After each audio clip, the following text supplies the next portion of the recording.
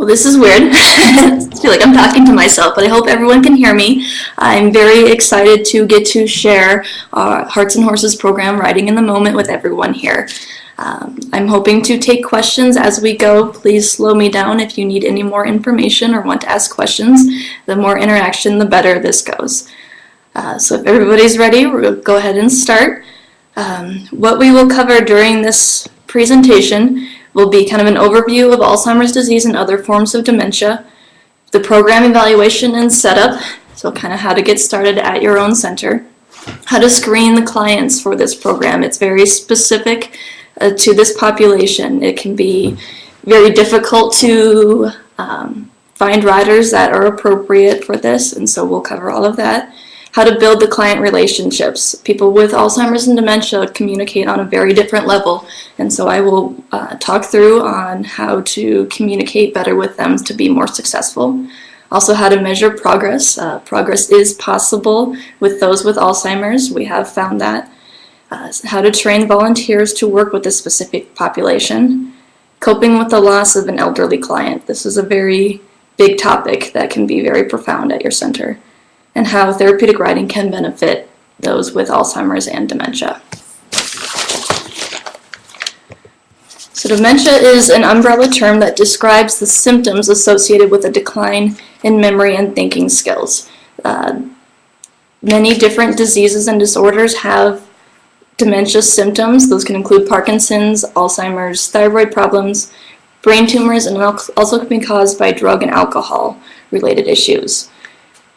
Dementia affects the memory, thinking, language, judgment, and behavior of a person. Most of these types of dementia are progressive and non-reversible. Some can be reversed, alcohol and drug-related problems, as well as brain tumors if they are operable. We will definitely be focusing on Alzheimer's disease, which is the most common form of dementia. Alzheimer's is classified by brain changes that affect the motor and cognitive areas of the brain with different tangles and plaques that build up in the brain. And what those are, it can be twisted protein fragments that build up in the cells. It can cause them to die. It causes the neurons to stop communicating with each other. And it can also be clusters of dead and dying cells. Most of these tangles and plaques are not visible until an autopsy is done, if at all, after the person has passed away. There is no definitive diagnosis for Alzheimer's. What they will do is screen for other disorders that can be causing dementia, such as stroke, tumors, severe depression can also have similar symptoms, thyroid diseases, vitamin deficiencies.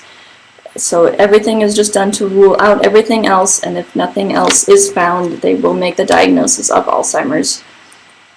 So Alzheimer's is a serious mental decline that is not a normal part of aging. As many people age, they will experience some sort of cognitive decline, memory loss, forgetting where your keys are, where you parked your car is normal as we age, but Alzheimer's is not a normal part of aging.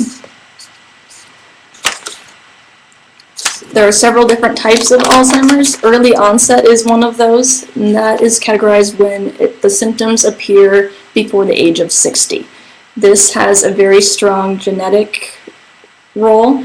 Genes have been identified that show that it does run in families with early onset.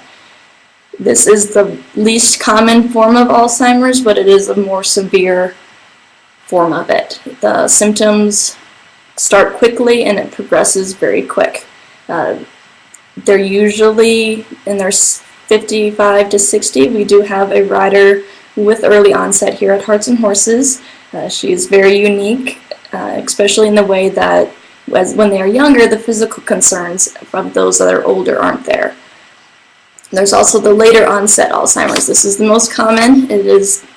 Genetics isn't as strong in this. No one's quite sure if genetics does play a role in it. Some other forms of dementia can be Huntington's, MS, Parkinson's, brain tumors. We'll definitely just be focusing on the Alzheimer's. There's also another form called mild cognitive impairment, and this is kind of the middle stage between age-related forgetfulness, and Alzheimer's disease or dementia. So it's mild issues with thinking and memory, but it doesn't interfere with everyday activities. When it interferes with daily activities is when the classification is going to be in the dementia and Alzheimer's range. Most people who have mild cognitive impairments are aware that they are forgetting where their keys are, where they parked, and it doesn't always progress like Alzheimer's or more severe forms of dementia will. If a rider has mild cognitive impairment, they are going to have difficulties multitasking, problem solving, decision making, and also forgetting recent events and conversations.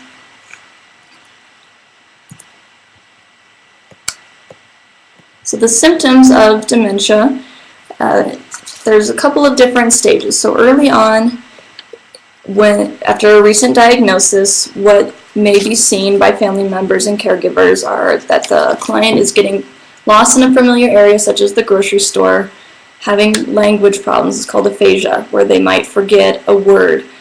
This can show up in other disorders as well. You'll see a client fumbling around trying to find the word saddle, and it's not coming to them, and they can get very frustrated. So helping them to decrease that frustration is very important. They may lose interest in previously enjoyable activities. Some clients might not like to go to church or go on outings anymore. This can be because they are concerned about not being able to be understood, or they don't understand others anymore. Personality changes can be seen, and that can lead to inappropriate behaviors. Kind of the filter can go away as the disease progresses. So later stages in dementia, sleep pattern changes will start occurring, and difficulty with basic tasks. So dressing themselves, remembering how to button the buttons or put their shoes on the right feet can happen. And also forgetting their life history and kind of losing awareness of who they are. So this is kind of the peak where they start to change completely as a person. Also hallucinations and violent angry behaviors can also occur in these later stages. Delusions, depression, agitation are also very common as they start to lose their cognitive ability. They can have moments of being lucid where they understand what's happening to them, and that can create a lot of anger. And it may be directed at a specific person, it may be directed at themselves, or just in general anger. The very late stages of dementia, the person is no longer able to perform activities of daily living. It's not able to feed themselves, get dressed, use the restroom, get out of bed. This is usually when clients are placed into a care facility. They may not be able to recognize their family anymore, and they will lose the ability to understand language. Many of the clients that we have are in their early and later stages of dementia or Alzheimer's. Once they are to the severe point, riding probably is not going to be the most appropriate activity for them. There is no treatment of Alzheimer's disease. There are medications that can help to slow the progression. This is very rare that family members will see a difference when those medications are being used. The best bet is to manage some symptoms, change their home environment, and that can be making things simpler. I have a rider who she's able to dress herself, but having 10 different choices of clothing is a very difficult task for her. So they went through and gave her 3 choices of what shirt she could put on. That's all that was in her drawers, and it made things simpler for her, and so she's been able to stay at home longer. And having this best support from the family and caregivers, it's very important to encourage families to seek the support from your local Alzheimer's Association, find support groups for them, help them as well as helping their loved ones. When you're ready to start a program, it's very important to analyze where you are at as a center. Are you ready to start a new specialty program? This program can need its own funding. It's very different from some of the other therapeutic riding we do. having the contacts is important. So if you want to start a program, the best bet is to contact your local Alzheimer's Association to find groups that may be interested in coming out and seeing what you have to offer. Also, senior centers, residential centers, assisted living, and memory care centers. How our program started was we had a volunteer here who had been here for quite some time, and she worked at a local residential memory care center, and so we decided to partner with her and her program there and start bringing out clients. So they were part of our first pilot program here. They're from Brookdale Memory Care, which is a nationwide center. There are many different aspects in the program analysis. One area to address is the instructors that your center has available. Many of these riders have a lot of cognitive disabilities, obviously, and making sure that the instructor is well prepared to handle those. I would recommend that the instructor that is going to be involved with this program attend the trainings that are available through the Alzheimer's Association. They're usually free classes. They're offered all over. You can check out your local one online. They offer a basic class that is kind of an intro to Alzheimer's and dementia, and then also a successful communication course, which the communication with someone with Alzheimer's is very different from how you would talk to them before the disease had progressed. It's important for the instructor to practice these communication skills, otherwise your class will not be as effective with them. Mounts and dismounts for this population can be very difficult and taxing on the instructor, so making sure they are prepared for them. One thing that is always a struggle is helping a person with Alzheimer's off the horse. As instructors, we learn how to task analysis and break down things to help everyone for breaking down to get off the horse. We're going to say, put your hands forward, lean forward, bring me your leg. By the time you get to lean forward, they've already forgotten what you are doing. So how we do it is we just keep reminding them that we're done and it's time to get off the horse. And you have to be prepared for however they may come off the horse. They might want to go to the offside. They might do a crest dismount. They might do a croup mount. Kind of have to be ready for whatever they throw at you and be ready to adapt.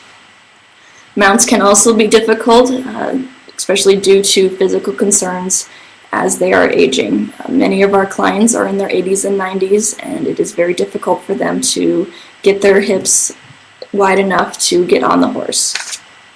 The riders can also be potentially larger riders, so heavier. That also poses some problems for the instructor doing the mounts and dismounts, so just making sure that they have the experience necessary to help those riders on and off safely. It was definitely an eye-opener for me when I started. I'm not that tall, and so helping all of these riders on and off their horses when they can be very large riders. And also being aware of, so the question is, do you have issues with using a lift? So our center does not have a mechanical lift. That could pose some problems because once you get them into the lift, they may not understand why they are there and cause some upsetting problems for them. Does that answer your question? Okay. So being aware of the emotional demands related to this problem, this population. Loss is inevitable when you are working with seniors, especially with a progressive disease, and being aware of any anger issues that may happen while the riders are with you. So volunteers need to be able to adapt to the new way of communicating with these riders. So it's important that you do an additional training specific to this population. And it needs to be focused on communication. So communication with someone with Alzheimer's is very different. If you go up and ask them, how was your day? They may not understand. They'll search their brain for the answer, but may not be able to find it. And this can cause a lot of frustrations for them. So the best technique for communicating with someone with dementia or Alzheimer's is to not ask questions and try using leading statements. So when they come in for the day, it's really easy to ask, hi there, how are you today? and they may not be able to understand that. So you can try and adapt the way that you speak to them. So try and say, instead of "How are you today?" try "You look great today," or "It's a beautiful day." These leading statements can spark conversation because it opens up a door for them. So if there's a yes/no question, or if they're looking for a specific answer, it might not be there. But if you give a leading question, they're more likely to communicate back with you. We have all of our caregivers fill out a client-specific interest sheet. So what do they like to do? Any issues that we should be aware of? So a lot of things that they'll like to talk about. So we also ask about their family information. So if they have grandkids or great-grandkids, a lot of times you can talk to them about that. Many have previous interests of being teachers, being farmers, being in the military, and you can get them to talk about these stories, and the horse just facilitates all of this. It's been really neat watching how the interaction with the horse can improve their communication. One experience we had is one lady who was not saying a word to us, and we took her over to her horse, and as soon as she started petting him, she started talking about how her and her husband used to take their kids horseback riding. And now she had never been on a horse herself, but it was really exciting for her to be there today. And so all of this came out of a person who we did not think was going to be communicating with us that day. So giving directions is another challenging point for someone with Alzheimer's.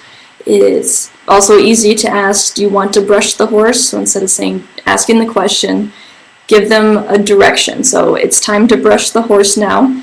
If they don't want to do it, they may tell you in some way with their body language. So if you give them direct statements instead of questions, they're more likely to participate.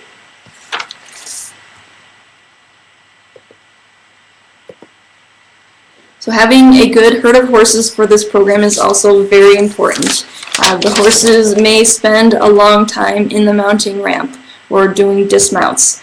This can be kind of taxing on the horses, as those of us who have been in the programs have seen.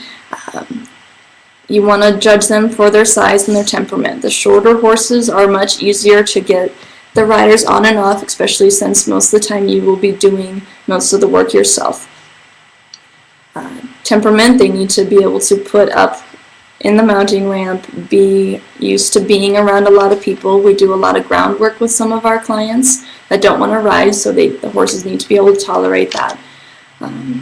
Also playing some games, kind of your general therapeutic riding horse. Some horses seem to have the ability to understand that their rider has a cognitive impairment like Alzheimer's. They will find their own way to communicate with that person, and it's really remarkable to see kind of the sparks that happen between the horse and these clients. Another thing to think about is how many clients your center is prepared to have in a class. We have, at Hearts and Horses, we have several residential centers that bring clients out, and we also have individuals. With the individuals, it is possible to put them into another therapeutic riding class with adults, kind of depending on where they are at in the progression of their disease. So if they are still at the point where they are able to follow directions and understand where they are, a group lesson or a semi-private lesson is advisable. If they are in their later stages of the disease where they're going to be confused by you talking to another rider, or they need you next to them for direct support, it would be best to go with a private lesson.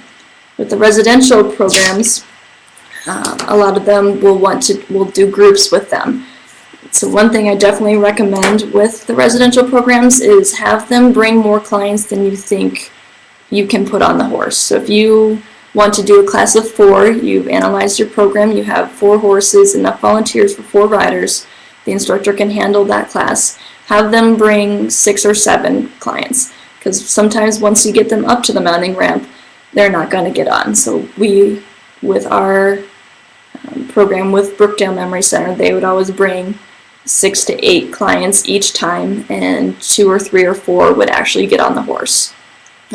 Also, an hour is a very long time for these clients in their older age, so if you schedule an hour, you may be able to rotate clients on and off the horses. What we ran into a lot was I spent all of my time at the mounting ramp and doing dismounts, so it could take 5 minutes to get each client on, and by the time the first one was on, by the time the last one was on, the first one who had just gotten on was ready to get off by then. So an average riding time that we have seen for those in the later stages is 5 to 20 minutes.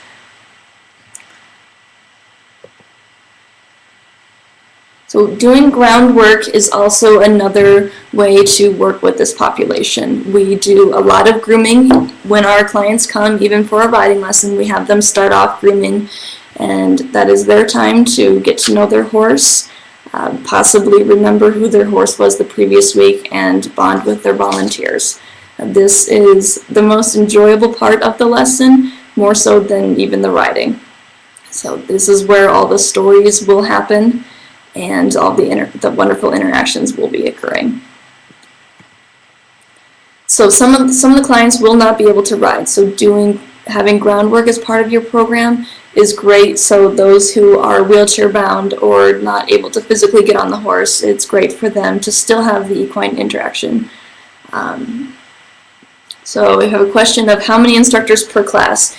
Usually I am the only instructor in my class of 4. When we first started our pilot, we did have 2 instructors, so it's good to have one on standby in case you are spending all of your time at the mounting ramp, to have someone kind of running things in the class. I also advise empowering the volunteers to kind of take charge once they're in the arena. I'll set up obstacles and poles and all different stuff for them to explore and do while I'm at the mounting ramp, and then encourage the volunteers to help guide these clients through the obstacles. This is not a typical class. It's not the instructor standing in the middle directing them or teaching a skill. It's best done one-on-one with them and a volunteer. So making sure your sidewalkers are ready to communicate directions to the rider, but once the instructor is in there, I just go check from rider to rider. If we happen to have all riders on the horse at the same time, we might go out on a trail ride if it is a nice day, but really utilizing the volunteers to do that interaction. Because once they've bonded with the volunteers, sometimes the instructor, they've spent all the time with the volunteers grooming and now on the horse. If the instructor comes over, sometimes the clients are not going to know what our role is in their class, and they're more likely to respond to the volunteers that they've already bonded with. So another reason to choose groundwork is fear concerns. A lot of clients have gravitational insecurity. Once they're going up the steps in the mounting ramp, they'll start to get nervous. You might get them up to the horse and they decide, no, I can't do that today. And that is very common with us, and that's another reason to bring extra clients if you are doing a group. And some clients are just happy to be out of their house or out of their care facility and just watch the others. And that is completely okay too. They'll just sit there on the bench and watch with a smile, and it's perfectly great. They interact a little bit with the horse, they like to watch their friends ride, and that works very well to them. Minis and ponies are a great addition to this program if you have them at your center. We have a mini and a couple of ponies that love to come out and meet those who are not riding that day. We recently took our mini to a memory care facility to screen clients who may be interested in riding, and that is a wonderful way to find those who are interested in horses, especially as they are may be unable to communicate what they are interested in doing. So they might be asked, do you want to go ride a horse? And they'll say no. But if you bring the mini in, you can tell that they are interested in further interaction with the horse. So riding can occur only when it's appropriate. Being very aware of physical concerns is important. There can be a lot of issues as the clients get older. A lot of riding centers do work with senior populations, so just making sure that you are aware of what the precautions and contraindications are with PATH. A lot of people with Alzheimer's have many comorbidities, such as osteoporosis, osteoarthritis, thyroid concerns, heart concerns. Many of these can be contraindicated to riding if they are severe. Those who have physical concerns, making sure that they are comfortable on the horse is very important. They are not always able to communicate with us if they are in pain, so watching their body language is very important. So watch them as they come in for the day and see how they are acting, how they're interacting with everybody. And sometimes when you put them on the horse, if they are in pain, if they were communicating, they may stop. So they might not be able to say, ouch, that hurts, but you can tell from their body language. Their eyes might change, they might kind of glaze over, or they may get angry at somebody. So just watching for signs that they are in pain. Some clients also may not be interested. Centers can screen for those who you think will be interested, but once you get them there, they have no desire to touch the horse. And that can change week to week, depending on the progression of the disease. Some weeks, we have clients come in, they say, no, I'm not riding, but then the next week they hop right on the horse. And then it can go the other way. They might be riding and then lose the interest as the disease progresses. So when you're screening clients, finding those who have previous horse and riding experience is very beneficial.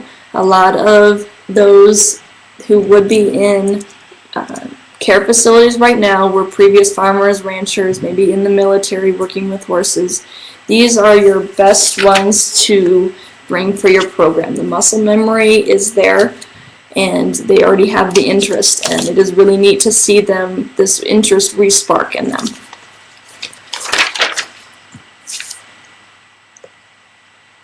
So again, watching out for the age-specific physical concerns, especially those with arthritis. When you're putting them on the horse, the most comfortable position may be a chair seat position where their knees are up and their hips are out in front of them.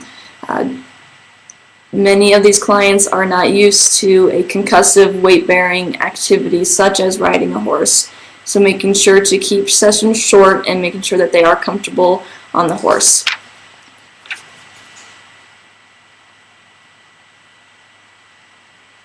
Poor endurance is another thing to watch out for. So again, keeping the rides short. They may not be able to communicate with you when they are ready to get down. They may just all of a sudden start hopping off the horse. So making sure that your volunteers are ready and know what to do if this happens, and making sure that the instructor is aware of everything that's going on in the arena. Because if you have 4 clients, one might be having a great time, one might be in pain, and one might be ready to get down. And so being able to judge where all of them are at that specific moment is very important. So with these physical concerns, it goes back to your horse selection. Those with smaller movements are better because they are not going to strain the joints as much for the clients. So we use a lot of our 14, 15 hand horses that are the slow ones. Very rarely do we do any trotting for those in the later stages. Our riders in the earlier stages or early onset may love to trot and they want to be more active, but once they get into their 80s and 90s, keeping it nice and slow is okay. And you also never want to put someone on a horse if a fall is going to be life-threatening or completely immobilizing to them. So just using good ethics is very important, and just making sure to screen them appropriately. You also want to screen the clients for their ability to follow directions. As the disease progresses, they're not going to be able to understand language as clearly, and so making sure that they're still able to follow simple directions, as it can be they only need to They won't be able to follow complex directions, but keeping it simple. So, okay, it's time to come up the mounting ramp. So come here, sit down, stand up. Making sure that they can follow those basic directions is important. The size of the rider, knowing as a program what size that you are comfortable accommodating. At our program, we usually cap it off at 170 pounds for those that are unbalanced. Some riders with Alzheimer's are going to be above that, and if you have the horse and volunteer and manpower to do that, and you feel like you can do it safely, that's a center policy that you will need to create. We choose 170 pounds because of potential balance issues. We don't feel like someone heavier would be comfortable for our horses to carry even for a short time.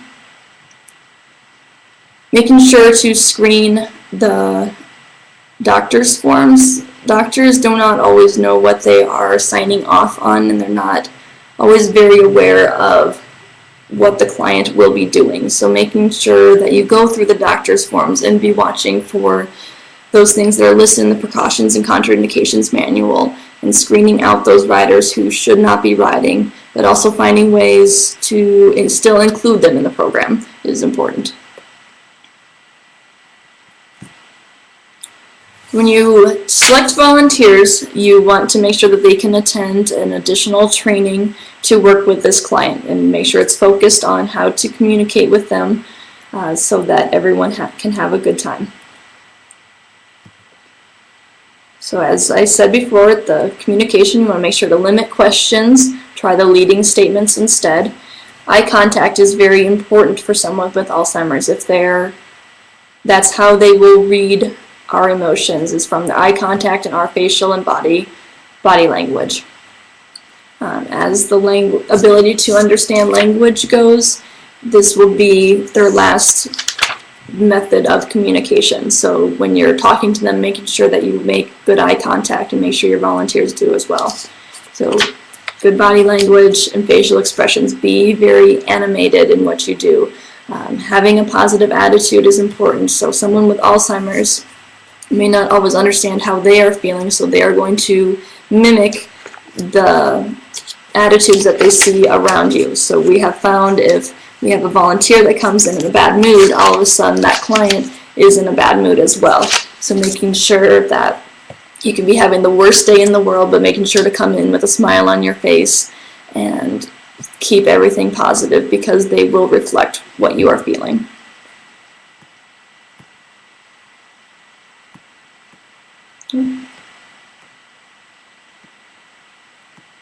So we have found that progress is possible. While minimal, it can happen.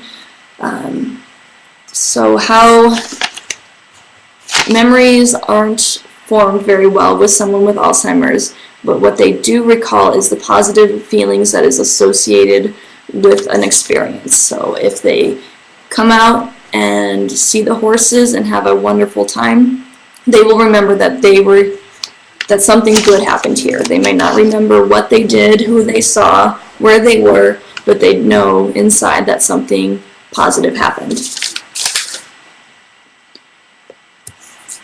Muscle memory, especially those who have had previous horse experience, is very obvious. You'll put an old cowboy up next to the horse, and all of a sudden he'll put his foot in the stirrups, swing on, pick up his reins, and kick the horse. Their body knows exactly what to do, and that is always really phenomenal to see. Our center is working on developing a caretaker survey to measure more of the quality of life aspects, so what their mood was like when they came here, how they were earlier in the day, and then a post-test. So how did they appear to those caretakers after the ride? And so we're hoping to gather some quality of life data of what we are doing. So that is our plan for this coming year. So Alzheimer's is a progressive and fatal disease, and it's very important to keep that in mind as you are starting the program. This one hit us pretty hard. We were not ready for our first loss here, We got caught up in the fun and excitement of having this new program and all the wonderful riders, that when a rider did pass away, it did hit us very hard. So being very aware that this is a progressive disease and we are providing, end of life, quality of life care. And it's very important to keep your volunteers understanding that this will happen. So it is inevitable. It does not make it any easier, but it is probably one of the most difficult topics to bring up with volunteers. We're used to, in a therapeutic riding setting, we're used to helping people get better. So we see kids that are starting to walk again, that are talking. When you're working with an Alzheimer's program, you're watching them stop walking, stop talking, and eventually pass away. Many of the clients will have a DNR, so it is important to train all of the personnel and volunteers specific to a DNR. So we do not jump and help them. We are not able to do life-saving skills. Building the relationship with your client is the most important thing that you will do. So making sure that there's positive communication. Wow, what? I see a wow.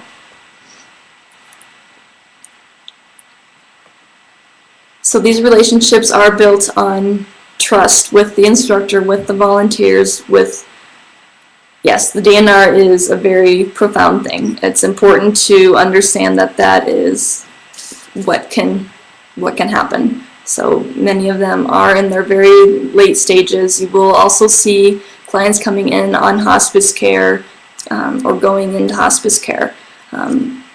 So I'll go back to that since there seems to be some interest there. Another thing is, like, loss doesn't necessarily mean the death of a rider. It may be just their loss and their ability to ride anymore. So it's very difficult. You build those relationships, and it's hard. And then nothing will make that easier, unfortunately. But just knowing that you are providing a way for them to have a positive experience and still be active in their community is very, very profound for them. So with the relationships, making sure that every minute that they have at your center is positive. Because once there is a negative memory associated with where they are less likely to be interested in participating again.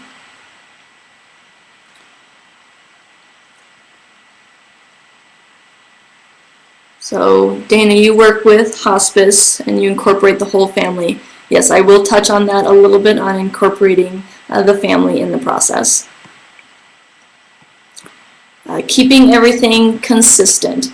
So the more consistent and structured, your program is, the more likely they're going to have a positive experience and that the progress will happen. So with our riders, they come in, they go meet their volunteers, they brush their horse, and then we ride. And so they're used to that sequence of events. If we are to change things, it can cause a lot of confusion and frustration. Excuse me.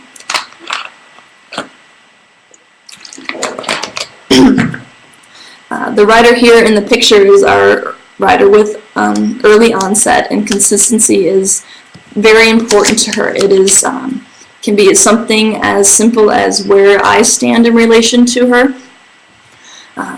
She is in a private lesson. If I stand on the left side of the horse, I am a different person than I am if I stand on the right side of the horse.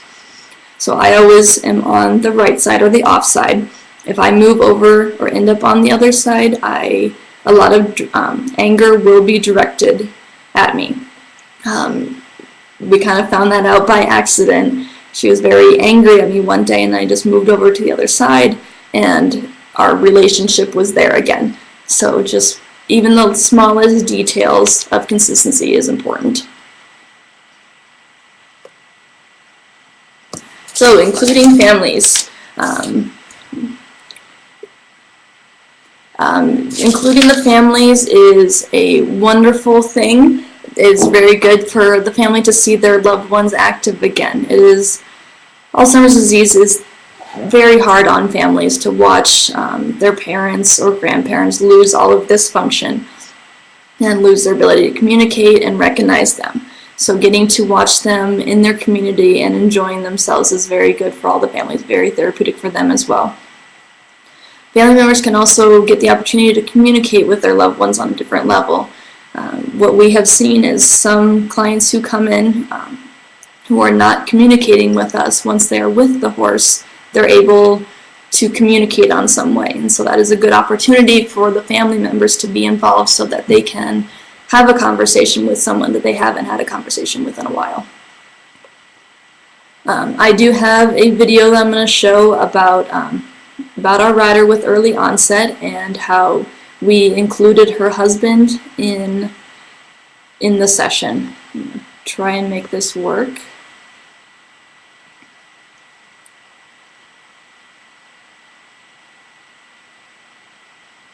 Maybe. Oh, I guess not. I can't screen share. Yes, training family members to be a volunteer with their loved ones is a wonderful idea. It is a great opportunity for them to get to communicate with their loved one. And then also increasing the amount of volunteers in your program. It can be difficult, as we all know, to get volunteers in. So if a client comes in with a volunteer, you're more likely to get everything to run more smoothly.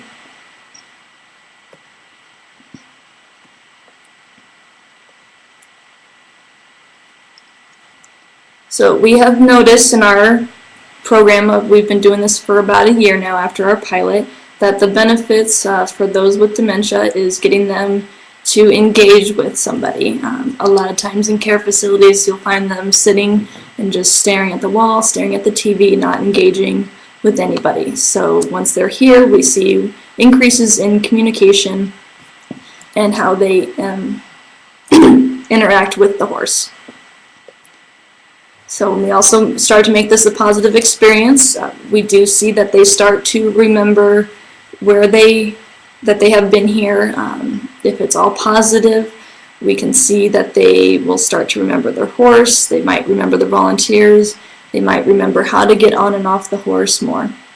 So as long as it's all positive, progress is possible. They'll start to relive memories. So instead of being on a horse in our arena, they are, back in the military, in the cavalry, riding one of their horses. So what our horse's name isn't important. All of a sudden, the horses will have the names of those that they had on their farm. It's a way for them to reconnect with the world. Sitting at home is the reality for a lot of those in the later stages. So getting them out and active in the fresh air and interacting with others is definitely a benefit. The animal-human bond, that is very, very powerful to see. Staying physically active is going to keep them healthier longer. Stamina is, as I said before, an issue, but helping them to be as active as they are able to do. Keeps the brain active. So as the plaques and tangles are building up in their brain, if we can keep the brain stimulated as much as possible, hopefully there's some slow to the progression of the disease. We called our program Riding in the Moment because we noticed that the clients, with Alzheimer's, everything is moment to moment. There's no past, there's no future. It's just how you feel in that moment. And so when they're riding, it's all in the moment. And so making sure that the program is client driven. They may not want to ride that day. They may just want to sit there and brush the horse, or they get on, they ride 5 steps, and that's all they want to do that day, or going on a trail ride. So making sure that the instructor is not pushing any sort of agenda on these clients. We're not there to teach a skill. We're there to facilitate an enjoyable activity for these clients.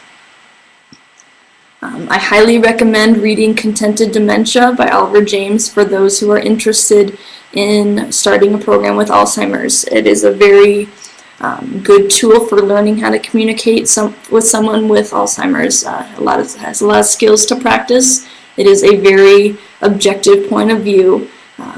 Encourage family members to read it, and also contact your local Alzheimer's Association for more information. They will be your best resource in starting these programs. Is there any questions about anything, or anything that anybody wants me to go over again?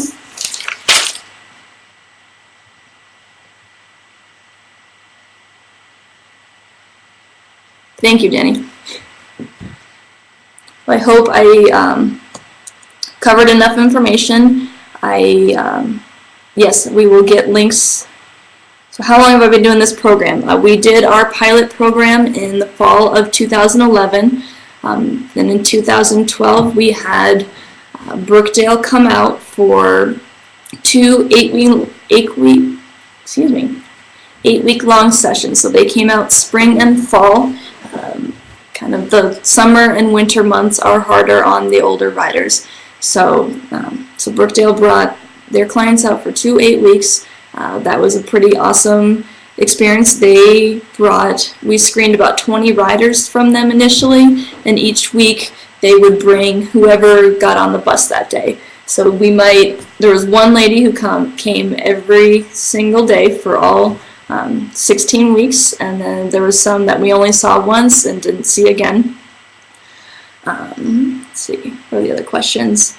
So the fees, we charge the same fees as we do for our regular therapeutic riding program.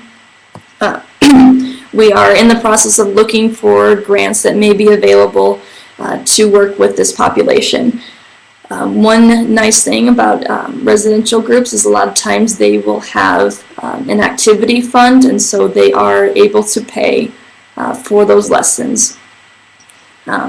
Many individuals also may have the savings available to pay for their own lessons. Let's see. Funding from Alzheimer's associations. We have not yet received any funding outside of what has been brought to us by those clients.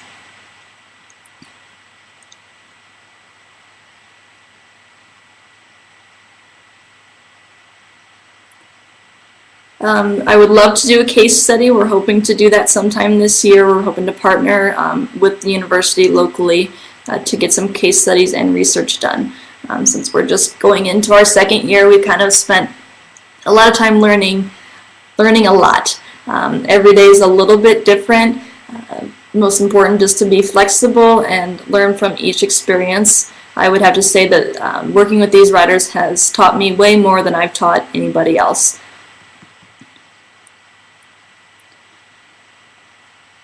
Getting medical releases from physicians. Sometimes that is difficult because if they are placed in a center, someone different of themselves is usually going to be their guardian.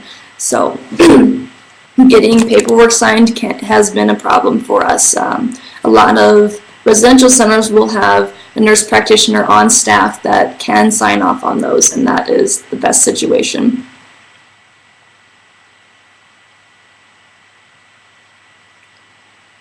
Yes, Sandra.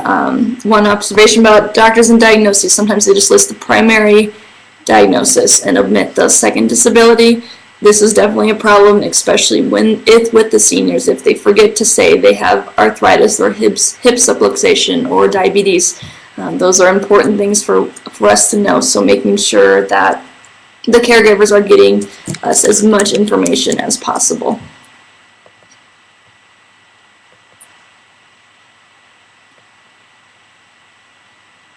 So with clients walking away, yes, sometimes they do not want to be on that horse. Even if they rode the week before, they may be more concerned about where they left their wallet, about going home.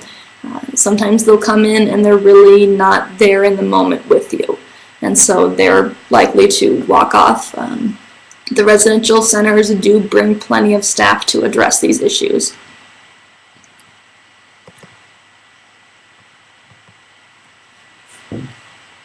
Because on a trail ride, you take them out for a trail ride, and then all of a sudden everybody wants to get down, and that can cause some issues if they are not able to walk back to the barn.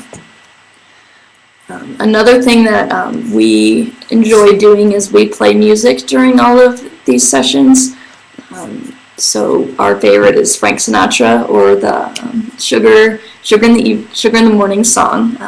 We have a playlist that we go through, and the clients really, really enjoy having the music available. Any other questions?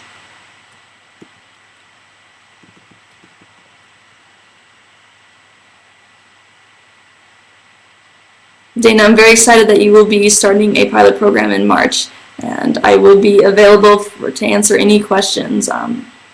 I can share my email with you if you need any assistance in starting up a pilot program.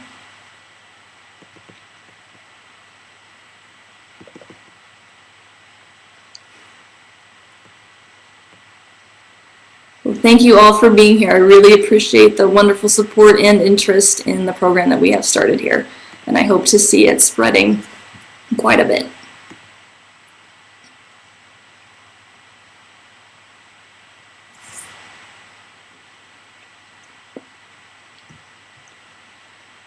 So tips for getting participants to engage with the horses. It kind of depends on where they are at for the day. One thing you can try, if they're not wanting to engage standing still, doing a demonstration with the horse. So getting the horse moving, helping them watch, maybe leading the horse might be a good activity for them. Whatever can get them a stronger connection with the horse. But that can be a difficult one. Sometimes they come in, they're not there with you, and they're not ready to participate that day.